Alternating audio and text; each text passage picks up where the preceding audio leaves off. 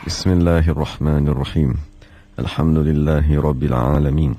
Wassalatu wassalamu ala Sayyidina Muhammadin wa ala alihi wa sahbihi ajma'in. Rabbi syrah lana sudurana wa yassir lana umurana wa hlul 'uqdatam min alsinatina yafqahu aqwalana wa thabbit aqdamana wa tammim taqsirana ya Rabbana Rabbal Alamin.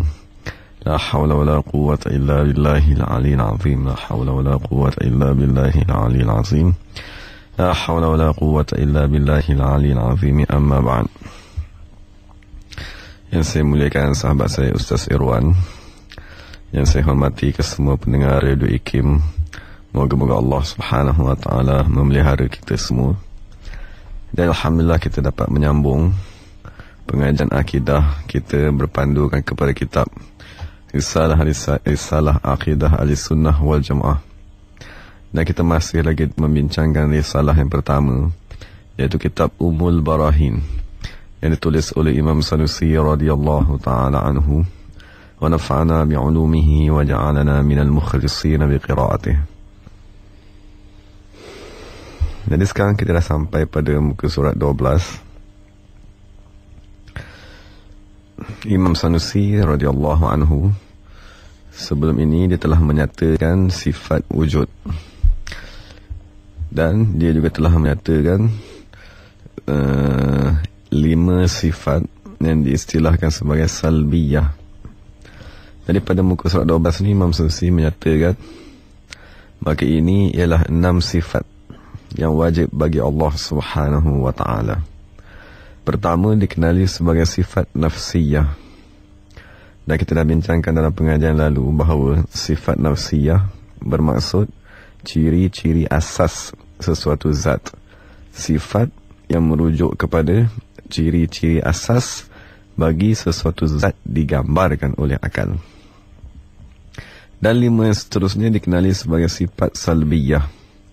Dan kita juga dah bincangkan bahawa sifat salbiyah ialah sifat yang merujuk kepada penafian perkara-perkara yang tidak layak daripada Allah Subhanahu wa ta'ala.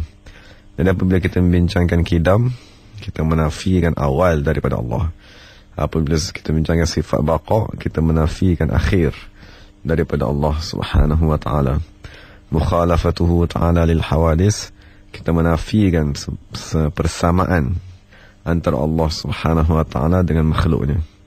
Qiyamuhu ta'ala binafsihi, kita menafikan berhajat ataupun bergantungnya Allah Ta'ala kepada sesuatu tempat untuk wujud ataupun penentu ciri-cirinya, yang diistilahkan dalam bahasa Arab sebagai mukhassis. Dan daripada wahdaniyat, kita dah bincangkan bahawa Allah Ta'ala tidak berbilang dan tidak mempunyai sekutu. Jadi disebabkan oleh penafian dalam makna sifat-sifat tersebut, maka kumpulan yang kedua dinamakan dengan sifatus salbiyah, sifat yang berbentuk penafian. Dan wajib juga di sisi Allah. Jadi kita sambung teks Imam Sanusi. Imam Sanusi radhiyallahu anhu berkata, dan wajib juga di sisi Allah Subhanahu wa ta'ala 7 sifat yang dikenali sebagai sifatul ma'ani. Sifat tersebut ialah kudrat, artinya kuasa, iradat, artinya kehendak. Kedua-dua sifat ini berhubung at-ta'alluq dengan segala benda-benda harus, iaitu perkara yang kewujudan dan ketiadaannya boleh diterima oleh akal fikiran manusia. Ketiga, al-ilmu, artinya pengetahuan. Sifat ini berhubung dengan segala perkara, iaitu wajib, mustahil dan harus. Keempat, al-hayat, artinya hidup. Sifat ini tidak berhubung dengan sesuatu apa pun. Kelima, as-sama', artinya pendengaran. Keenam, al-basar, artinya penglihatan. Kedua-dua sifat ini berhubung dengan benda-benda yang wujud sahaja. Ketujuh, al-kalam, artinya perkata ataupun kata yang tidak bersuara dan berhuruf. Maksudnya tidak bersuara dan tidak berhuruf. Sifat ini berhubung dengan perkara yang sama seperti sifat ilmu. Jadi alhamdulillah kita dah sampai kepada kumpulan ketiga daripada sifat yang dinyatakan, sifat-sifat wajib yang dinyatakan bagi Allah Subhanahu wa ta'ala, Jadi kumpulan ketiga ni dinamakan sebagai sifatul ma'ani. Jadi sebelum kita membincangkan tentang isi kandungan sifat ma'ani tadi, maka kita bincang terlebih dahulu apakah maksud sifat ma'ani, agar kita dapat lebih memahami mengapakah kumpulan ini dinamakan sebagai sifatul ma'ani. Jadi pertamanya, lafaz al-ma'ani, dia ialah kata jamak. Maksudnya kata yang menunjukkan kepada bilangan yang melebihi 2. Lafaz jamak bagi kata tunggal ma'nan. Jadi lafaz ma'nan merujuk kepada satu. Apabila banyak melebihi 2, kan dinamakan sebagai ma'anin. Jadi persoalannya, apakah yang diertikan, apakah yang dimaksudkan dengan lafaz ma'nan? Jadi ulama tauhid radhiyallahu anhu memberitahu bahawa lafaz ma'nan yang digunakan sebagai nama kumpulan bagi 7 sifat di dalam sifat 20 ini, lafaz ma'nan bermaksud sifat. Sebagaimana kita maklum, lafaz ma'nan dia ialah kata lawan bagi lafaz zat. Jadi lafaz zat, salah satu daripada kata yang berlawanan dengannya ialah ma'nan. Maka oleh sebab itu, ma'nan mempunyai makna yang sama dengan sifat. Maksudnya zat lawannya ialah sifat. Begitu juga zat lawan ialah ma'nan. Jadi apabila kita membincangkan tentang sifat 20, maka sememangnya kita maklum bahawa kesemua 20 tadi ialah sifat. Kesemua 20 perkara yang dibincangkan kepada Allah Subhanahu Wa Taala, sifat-sifat yang wajib tersebut, kita maklum kita namakannya sebagai sifat 20.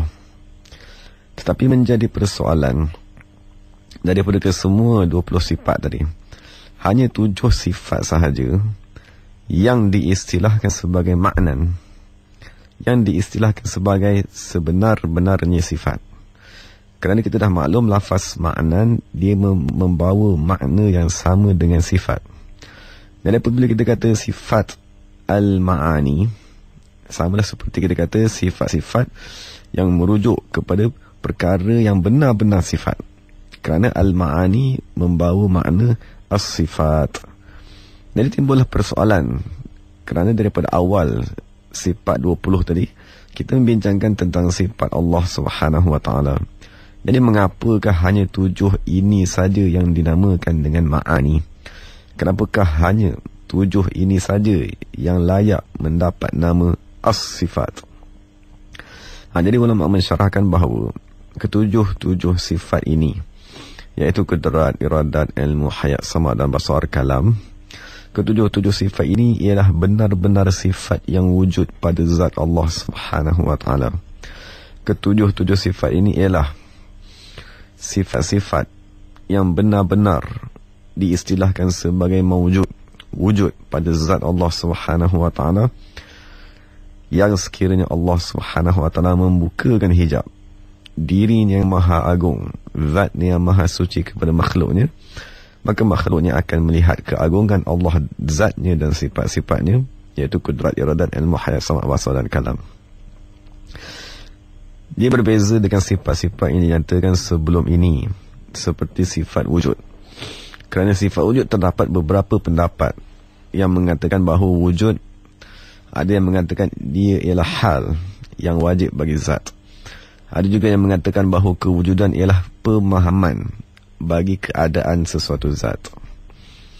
Dan Imam Abu Hasan Asy'ari sendiri mengatakan bahawa kewujudan sesuatu ialah diri zat itu sendiri. Maka apabila kita membincangkan tentang wujud, kita tidak memahami perkara yang baru. Bahkan kita memahami diri zat semata-mata. Jadi berbeza dengan kudrat, iradat, ilmu, hayat, sama, basar dan kalam, mereka ataupun kumpulan ini ialah perkara yang benar-benar memahamkan sifat. Maksudnya apabila kita kata zat Allah Subhanahu Wa Taala bersifat dengan kudrat, kita mendapat satu perkara yang baru. Maksudnya kita dapat pengetahuan, bahawa zat Allah Subhanahu Wa Taala bersifat dengan kudrat. Perkara ini juga berbeza dengan sifat salbiyah yang pernah kita bincangkan. Kerana sifat salbiyah, dia menceritakan tentang perkara yang dinafikan daripada zat, bukan menceritakan tentang perkara yang ada pada zat. Berbeza dengan kudrat, iradat, ilmu, hayat, sama' basar dan kalam. Kudrat, dia menceritakan tentang sifat, menceritakan tentang satu perkara yang wujud pada zat Allah, yang berada pada zat Allah Subhanahu wa ta'ala. Begitu juga dengan iradat, dia menceritakan tentang satu sifat yang wujud pada zat Allah Subhanahu wa ta'ala. Tetapi berbeza dengan sifat salbiyah yang pernah kita bincangkan, seperti kidam. Kidam, dia tidak membawa pemahaman tambahan kepada zat Allah Subhanahu wa ta'ala, bahkan dia menafikan perkara-perkara yang tidak layak daripada zat. Maksudnya setelah kita memahami sifat salbiyah, kita masih memahami zat ialah semata-mata zat, tanpa difahami ada sifat yang lain padanya. Sebagaimana kita bincangkan Zaid, setelah kita mengatakan Zaid tadi tidak perempuan, Zaid tadi tidaklah seperti binatang, Zaid tadi bukanlah kenderaan, Zaid tadi bukanlah seperti ikan di laut, kan? Setelah kita menafikan perkara-perkara yang tidak layak daripada Zaid, kita masih belum mengetahui apakah sifat Zaid. Kita hanya mengenal zat Zaid ialah manusia. Itu saja. Jadi apabila kita membincangkan tentang sifat salbiyah tidak membawa pemahaman sifat tambahan yang wujud. Dia tidak membawa pemahaman satu sifat yang wujud pada zat Allah Subhanahu wa ta'ala. Maka oleh sebab itulah dia dikumpulkan ataupun dia dihimpunkan di bawah nama as-salbiyah, sifat-sifat yang berbentuk penafian. Jadi daripada sifat-sifat yang 20 tadi, kumpulan sifat yang benar-benar menunjukkan kepada pemahaman satu sifat yang wujud pada zat Allah Subhanahu wa ta'ala ialah 7 sifat ini, iaitu kudrat, iradat sehinggalah kalam. Maka oleh sebab itulah dia dinamakan al-ma'ani, yang bermaksud sifat yang benar-benar wujud pada zat Allah Subhanahu wa ta'ala. Jadi itulah makna ma'ani. Ma'ani dia mempunyai makna sifat, kan? Jadi apabila kita berkata sifatul ma'ani, yang dimaksudkan ialah sifat yang ianya benar-benar sifat, kan? Cuma apakah maksud benar-benar sifat tadi? Maksud sifat yang benar-benar wujud pada zat Allah Subhanahu wa ta'ala, dan dapat dilihat sekiranya Allah membukakan hijab daripada manusia. Dan itu sedikit yang ingin kita bincangkan tentang lafaz al-ma'ani, yang bermaksud sifat-sifat yang wujud pada zat Allah Subhanahu wa ta'ala. Daripada kumpulan 20 sifat tadi, dialah yang layak digelar sebagai sebenar-benar sifat, kerana dialah satu kumpulan sifat yang benar-benar wujud pada zat Allah Subhanahu wa ta'ala. Berbeza dengan sifat-sifat sebelumnya dan sifat-sifat selepasnya, yang setengahnya merujuk kepada hal, keadaan, dan setengahnya merujuk kepada amrun i'tibari, pemahaman di dalam akal pemikiran manusia. Jadi setelah kita memahami istilah al-ma'ani, maka kita boleh melihat setiap satu demi satu sifat tersebut yang dinyatakan di dalam buku kitab ini. Dan yang menjadi persoalan pertama yang ingin kita bincangkan ialah permasalahan terjemahan sifat-sifat tersebut ke dalam bahasa Melayu. Jadi kita maklum apabila kita bincangkan kudrat, iradat, ilmu, hayat, sama', basar dan kalam, kita sekarang sedang membincangkan sifat Allah. Jadi kita maklum kita tidak membincangkan perbuatan Allah Subhanahu wa ta'ala.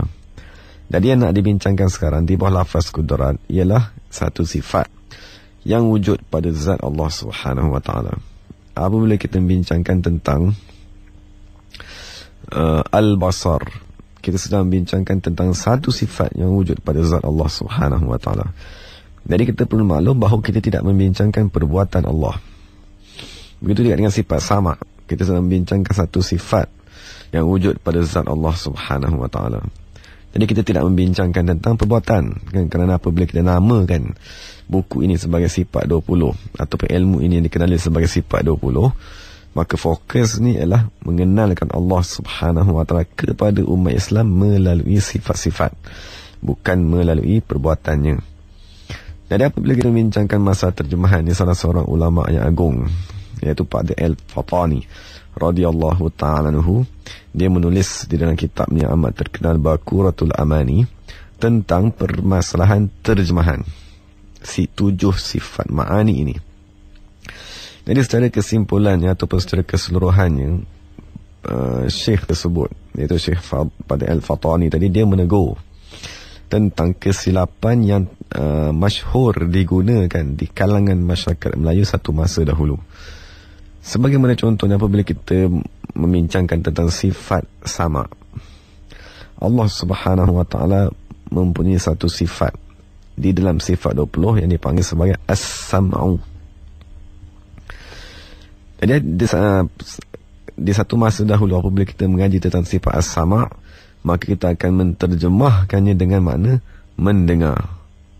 Dan apabila kita membincangkan tentang sifat Al-Basar, maka kita akan menterjemahkannya dengan makna melihat.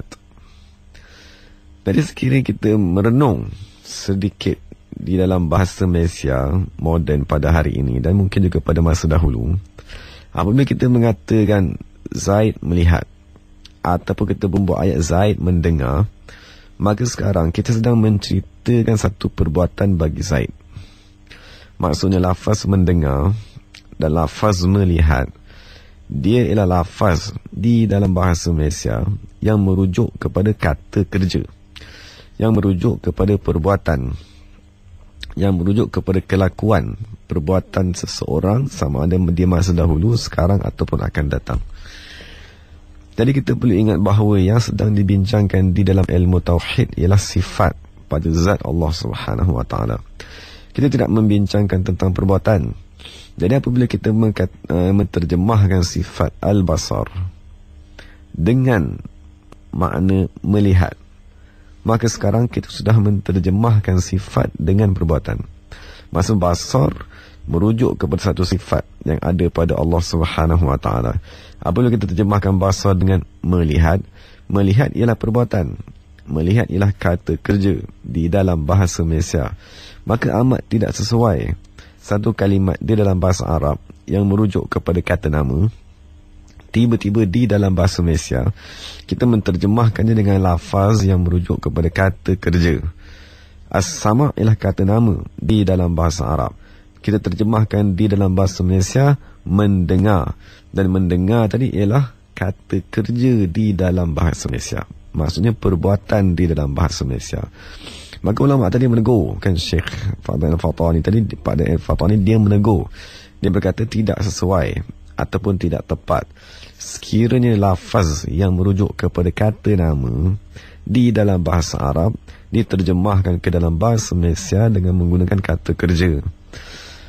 Maka untuk mengelakkan kekeliruan tadi, kan satu masa dahulu apabila kita membincangkan tentang kudrat, maka kita kata kudrat ialah berkuasa. Jadi lafaz berkuasa dia merujuk di dalam bahasa Malaysia kepada dua makna. Satu, maksud sekarang ni imbuhan ber, dia merujuk kepada satu perbuatan seperti berkata-kata, berjalan. Maka boleh juga lafaz berkuasa menunjukkan kepada kata kerja. Jadi sekiranya lafaz berkuasa merujuk kepada kata kerja, maka tidak sesuai diterjemahkan al-qudrat dengan makna berkuasa. Maka oleh sebab itu di dalam kitab ini kita tukar terjemahan tersebut kepada lafaz kuasa, kan, untuk mengelakkan pemahaman kata kerja daripada terjemahan tadi. Begitu juga dengan sifat kedua, iaitu sifat al-iradat. Sekiranya lafaz iradat kita terjemah dengan berkeinginan ataupun berkehendak, jadi dikhawatiri imbuhan ber, kan, sebagaimana telah kita bincangkan tadi, dia boleh merujuk kepada perbuatan seperti berjalan, kan, bermain. Maka oleh sebab itu terjemahan yang diharap merujuk kepada kata nama, yang boleh dinamakan sifat Allah Subhanahu wa taala dengan kata nama tersebut, ialah lafaz kehendak. Jadi lafaz al-iradat tidak lagi diterjemahkan dengan mengkehendaki ataupun berkehendak, lalu bahkan diterjemahkan dengan satu kalimat yang asas yang diistilahkan sebagai kehendak, yang merujuk kepada iradat Allah Subhanahu wa taala. Begitu juga dengan lafaz ilmu. Kan sekiranya kita kata ilmu bermaksud mengetahui, maka kita maklum bahawa imbuhan kan di dalam bahasa Malaysia dia banyak merujuk kepada perbuatan memotong, kan, memilih.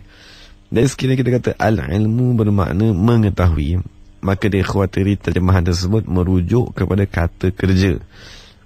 Jadi terjemahan yang mungkin sesuai yang kita usahakan dalam menterjemahkan al-ilmu ialah pengetahuan. Begitu juga dengan sifat al-hayat, diterjemahkan dengan hidup. Jadi as-sama' diterjemahkan dengan pendengaran, al-basar diterjemahkan dengan penglihatan. Penukaran terjemah ini ataupun penterjemahan yang baru ini, moga-moga kita tidak menterjemahkan sifat-sifat Allah Subhanahu Wa Taala ke dalam bahasa Malaysia dengan kata-kata kerja. Cuma yang menjadi kekeliruan ataupun yang menjadi kerumitan ialah sifat Allah Subhanahu Wa Taala yang terakhir daripada sifat ma'ani, iaitu sifat al-kalam. Al-kalam satu masa dulu kita terjemahkan dengan makna berkata-kata. Dan kita telah maklum berkata-kata tidak merujuk kepada kata nama. Bahkan berkata-kata merujuk kepada satu perbuatan daripada seseorang individu bercakap, berkata-kata dan sebagainya. Tadi penulis kitab yang asal iaitu Syekh Baquratul Amani, dia berkata terjemahan yang sesuai bagi lafaz al-kalam ialah dengan kita mengatakan al-kalam artinya perkata. Maksud kita gunakan imbuhan per, kan, yang merujukkan kepada sesuatu alat seperti pemotong dan sebagainya, lalu ditambahkan kepada lafaz kata, maka dia menterjemahkan lafaz kalam dengan makna perkata. Walau macam mana pun kita boleh mengekalkan lafaz Arab tersebut, kan, lafaz kalam, sifat kalam Allah Subhanahu Wa Taala kita kekalkan dalam bahasa Melayu dengan lafaz kalam, kerana kita telah maklum kita selalu menyebut sehari-harian Quran ialah kalam Allah Subhanahu Wa Taala. Boleh, kan, maksudnya kita sama ada kita terjemahkan dengan perkata sebagaimana dicadangkan oleh penulis kitab Baquratul Amani, ataupun kita terus gunakan lafaz kalam itu sendiri, kerana amat rumit, kan, di dalam bahasa Malaysia untuk mencari satu lafaz yang merujuk kepada kata nama di dalam bahasa Malaysia yang sesuai diterjemahkan lafaz kalam kepada kata nama tersebut. Jadi itu perkara kedua lah yang nak dibincangkan ialah permasalahan terjemahan. Jadi yang menjadi isunya ialah sifat 20, dia menceritakan tentang sifat-sifat Allah Subhanahu Wa Taala. Maka kita memerlukan kata nama untuk memahamkan kepada mereka yang mempelajari tentang sifat-sifat tersebut dalam menterjemahkan sifat-sifat tadi. Kita memerlukan kata nama untuk menterjemahkan kata nama di dalam bahasa Arab. Sekiranya dalam bahasa Arab dia menggunakan fi'il seperti yasma'u, sami'allahu liman hamidah, maka pada ketika itu sememangnya kita terjemahkan dengan telah mendengar ataupun sedang mendengar. Tapi sekiranya lafaz tadi dia menggunakan kata nama seperti as-sama', lalu kita terjemahkan juga dengan lafaz mendengar, maka di situ ada kekeliruan ataupun ada kesalahfahaman dalam menterjemahkan lafaz-lafaz kata nama di dalam bahasa Arab kepada kata kerja di dalam bahasa Malaysia. Jadi itu perkara kedua yang kita bincangkan. Perkara pertama yang telah kita bincangkan tadi ialah makna bagi lafaz al-ma'ani, iaitu sifat yang benar-benar wujud, sifat yang sebenar-benarnya sifat, yang membawa satu makna yang baru, yang membawa satu pemahaman yang baru yang wujud pada zat Allah Subhanahu Wa Taala. Maka ketujuh-tujuh sifat ini diistilahkan sebagai sifatul ma'ani. Jadi perbahasan ketiga yang nak kita bincangkan sedikit ialah lafaz at-ta'alluq. Maksud Imam Sanusi radhiyallahu anhu, dia berkata sebagaimana di bawah ni dia kata sifat al-basar berhubung ataupun berta'alluq dengan benda-benda yang wujud sahaja. Dan apabila kita membincangkan tentang sifat-sifat Allah Subhanahu Wa Taala, ulama radhiyallahu anhum mereka cuba memperincikan sifat tersebut.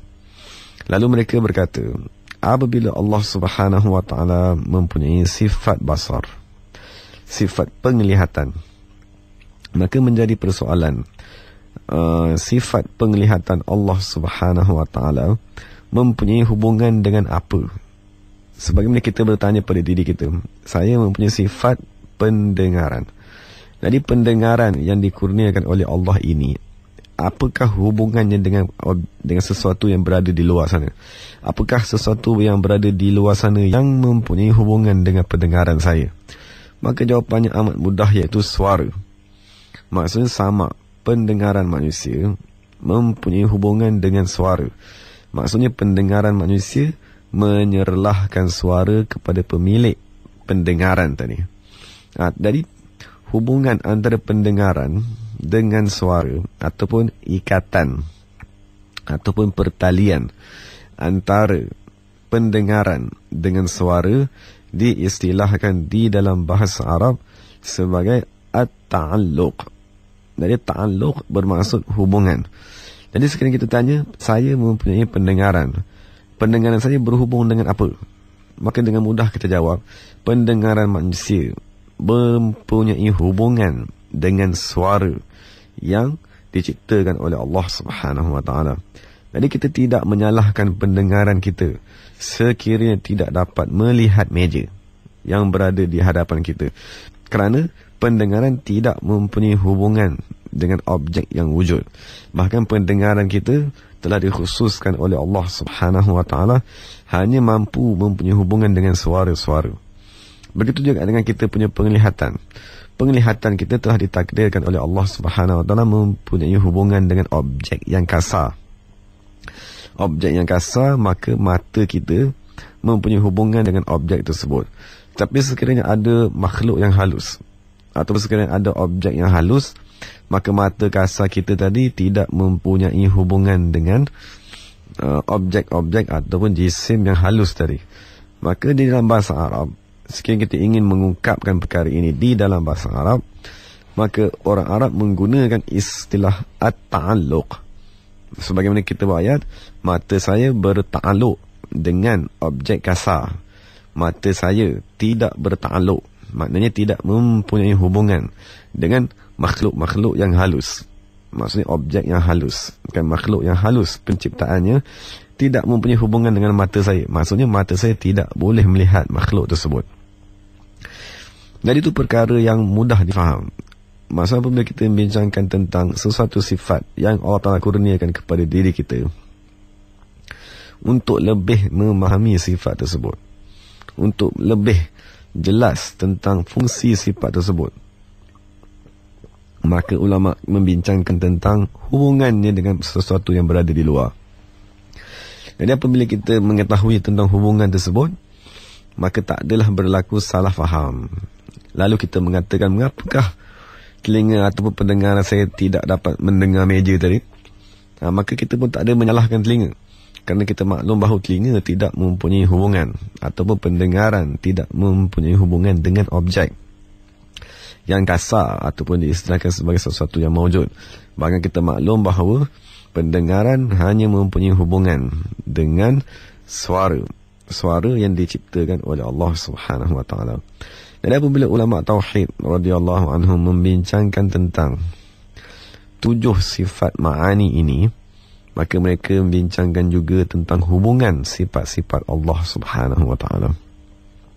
Cuma kita perlu maklum bahawa perbahasan ini ialah satu perincian yang terperinci di dalam ilmu tauhid, yang dihukumkan oleh ulama radhiyallahu taala anhum sebagai tidak daripada tuntutan fardu ain di dalam ilmu tauhid. Maka oleh sebab itu, sekiranya kita tidak dapat memahaminya ataupun kita tidak dapat menyelaminya dengan betul-betul jelas apakah yang dimaksudkan dengan ta'alluq dan sebagainya, maka dia tidak menjadi kesalahan dan dia tidak menjadi satu tuntutan ke atas umat Islam. Bahkan yang menjadi kewajipan yang amat sangat ke atas setiap individu Muslim ialah mengetahui dan meyakini bahawa Allah Ta'ala bersifat dengan kudrat, dan Allah Ta'ala telah mempunyai sifat al-iradat, kan, bersifat dengan ilmu, hayat, sama, basar dan kalam. Ada perincian, kan, bagi perbahasan-perbahasan ini hanya perlu diketahui oleh sekumpulan manusia untuk mereka tadi menghilangkan dan menolak syubhat-syubhat sekiranya datang ataupun berlaku di kalangan umat Islam. Dan itulah yang dapat kita bincangkan kepada kali ini. Kan, pertamanya yang berkaitan dengan definisi al-ma'ani, yang bermaksud sifat, yang benar-benar sifat yang wujud pada zat Allah Subhanahu wa taala. Yang kedua, kita bincangkan tentang terjemahan sifat-sifat al-ma'ani ini. Moga-moga kita tidak menterjemahkan sesuatu sifat yang dinamakan dengan kata nama lalu diterjemahkan ke dalam bahasa Malaysia dengan menggunakan kata kerja. Bahkan adalah lebih baik kan, sekiranya kita dalam bahasa Malaysia tadi kita cari kata-kata nama yang bersesuaian lalu kita gunakan kata nama tersebut untuk menterjemahkan sifat-sifat Allah Subhanahu Wa Taala. Dan yang terakhir sekali ialah perbahasan tentang at-ta'alluq, kan, perbahasan tentang hubungan sifat-sifat Allah Subhanahu Wa Taala. Jadi amat mudah kan, sebagaimana kita kata sifat basar Allah Subhanahu Wa Taala mempunyai hubungan kan dengan segala makhluk yang wujud. Maksudnya Allah, apa segala makhluk kan, apa saja sesuatu yang wujud, maka sifat basar Allah Subhanahu Wa Taala mempunyai hubungan kan, maksudnya bertakluk. Dalam Arab ni dikata bertakluk, mempunyai hubungan dengan segala benda-benda yang wujud. Jadi itu 3 perkara yang dapat kita bincangkan. Moga-moga Allah Subhanahu Wa Taala memberi kefahaman kepada kita dan mengelakkan daripada kita kesilapan dalam memahami akidah yang sebenar, kerana tersalah kan dalam memahami perkara akidah atau beriktikad pada Allah Subhanahu Wa Taala dengan perkara yang sebaliknya. Itu ialah satu dosa kan, itulah satu dosa yang menyebabkan orang yang beriktikad dengan iktikad yang salah tadi dihumbankan ke dalam neraka Allah Subhanahu Wa Taala. Sebagaimana Nabi SAW bersabda, umatku akan berpecah kepada 73 dan 72 daripadanya dicampakkan ke dalam neraka Allah Subhanahu Wa Taala. Jadi sekiranya kita bertanya mengapakah mereka dicampakkan ke dalam neraka Allah, kerana mereka tadi membawa akidah yang salah. Kerana mereka tadi salah faham tentang Allah Subhanahu Wa Taala, beriktikad dengan iktikad yang bercanggah dengan akidah ahli sunnah wal jamaah. Maka oleh sebab itulah pemahaman ilmu tauhid kan dengan pemahaman yang tepat ialah amat penting, kerana salah faham di dalam ilmu tauhid ialah sama seperti kita tadi membuat dosa-dosa yang zahir di jasad kan, sebagaimana kita amat takut kan untuk berzina, kerana berzina tadi satu dosa yang akan mencampakkan manusia ke dalam neraka. Maka sepatutnya juga kita amat takut tersalah akidah, dan kita perlu menjaga akidah kita dan akidah ahli keluarga kita daripada disesatkan ataupun dipesongkan oleh 72 kumpulan yang dinyatakan oleh Nabi sallallahu alaihi wasallam wujud di setiap zaman. Kan moga-moga Allah Subhanahu wa taala memelihara akidah kita dan ahli keluarga kita daripada ajaran-ajaran yang menyimpang daripada ahli sunnah wal jamaah. Moga-moga dengan pengajian ini Allah Taala memberikan peliharaan dan pemahaman kepada akidah kita. Wa aqulu qawli hadza wa astaghfirullahal azim li wa lakum wa lisa'iril muslimina wal muslimat. Assalamualaikum warahmatullahi wabarakatuh.